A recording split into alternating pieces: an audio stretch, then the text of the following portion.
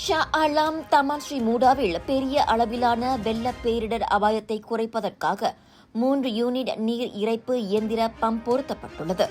2021 ஆண்டில் பொருத்த தொடங்கிய 7.1 மில்லியன் ரிங்கிட் செலவிலான அந்த பம்ப் இயந்திரம் இதற்கு முன் இருந்ததை விட 5 மடங்கு வேகத்தில் வெள்ள நீரை வெளியேற்றும் ஆற்றலை கொண்டுள்ளது. தமான் ஸ்ரீ மூடா தற்போது தாழ்வான பகுதியாக இருப்பதால் கடும் மழையின் போது அதிகமான நீரோட்டத்தை எதிர்நோக்குகிறது.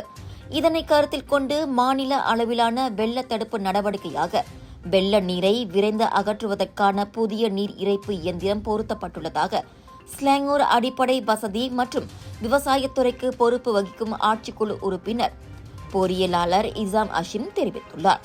அந்த நீர் இறைப்பு இயந்திர பம்ப் மிகவும் விரைவாக செயல்படுவதுடன் அதில் குப்பைகள் சிக்கிக் கொள்ளாமல் நீண்ட கால அடிப்படையில் செயல்படுவதற்கு பொருத்தமான ஒன்றாக இருப்பதாக அவர் கூறினார். இந்த புதிய நீர் இறைப்பு இயந்திர பம்ப் பொருத்தப்பட்ட நிகழ்வில் கலந்து கொண்டு உரையாற்றிய போது அவர் இத்தகவலை வெளியிட்டார்.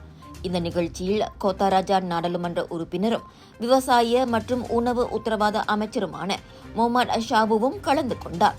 கடந்த 2021 ஆண்டு டிசம்பர் மாதம் ஷா ஆலம் செக்ஷன் 25 உள்ள தமான் ஸ்ரீ மூடா கடுமையான வெள்ளத்தில் பாதிக்கப்பட்டது குறிப்பிடத்தக்கது.